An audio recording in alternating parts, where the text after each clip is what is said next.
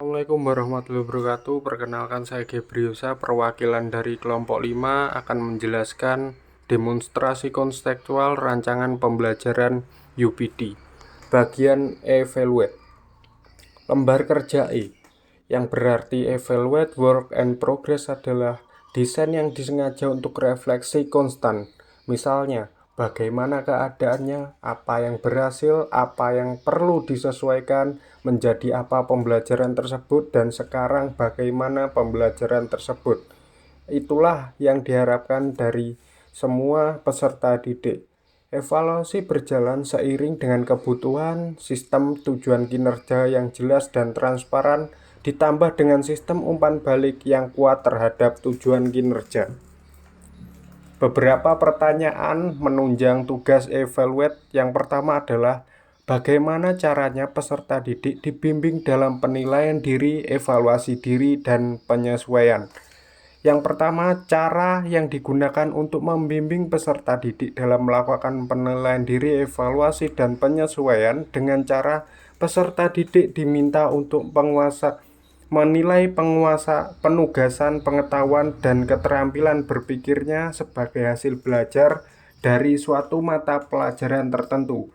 Selanjutnya, peserta didik diminta untuk melakukan penilaian berdasarkan kriteria atau acuan yang telah disiapkan.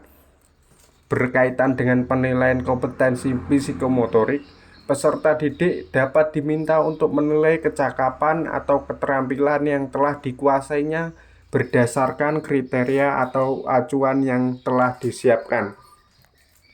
Pertanyaan kedua, bagaimana peserta didik akan terlibat dalam evaluasi diri akhir untuk mengidentifikasi diri, menetapkan tujuan masa depan, dan memiliki semangat belajar. Peserta didik akan terlibat dalam evaluasi diri untuk mengidentifikasi diri, menetapkan tujuan masa depan, dan memiliki semangat belajar apabila kita berikan pengertian tentang tujuan dan manfaat evaluasi diri, sehingga peserta didik menyadari bahwa dengan melakukan evaluasi, mereka akan mengetahui kemampuan grafik belajarnya, apakah ada kemajuan atau tidak, atau bahkan semakin menurun. Peserta didik termotivasi oleh asesmen diri, karena asesmen itu memberi mereka suatu perasaan pengendalian diri terhadap kerja mereka dan suatu rasa tanggung jawab terhadap pembelajaran mereka sendiri. Peserta didik yang tidak berpengalaman membutuhkan latihan asesmen diri. Pada awalnya, peserta didik mungkin terlalu mencemaskan pekerjaan mereka. Bersama waktu dan pengalaman, mereka akan menjadi cukup nyaman dengan evaluasi diri untuk secara jujur mengevaluasi prestasi mereka, akan menjadi cukup nyaman mereka dan pertimbangan mereka menjadi lebih akurat. Untuk menentukan pencapaian kompetensi tertentu, penilaian diri perlu digabung dengan teknik lain. Yang terakhir, bagaimana peserta didik akan dibantu untuk melihat dari apa yang telah mereka pelajari dan apa yang membutuhkan untuk penyempurnaan yang lebih lanjut. Peserta didik akan dibantu melihat apa yang mereka pelajari dan apa yang mereka butuhkan dengan memberikan umpan balik hasil belajar mereka melalui 3 pendekatan. 1. Penilaian akhir pembelajaran, penilaian untuk pembelajaran, dan penilaian hasil pembelajaran. Kesimpulannya, dalam evaluate work and progress memberi dampak positif terhadap perkembangan kepribadian seseorang. Keuntungan penggunaan penilaian diri di kelas antara lain sebagai berikut.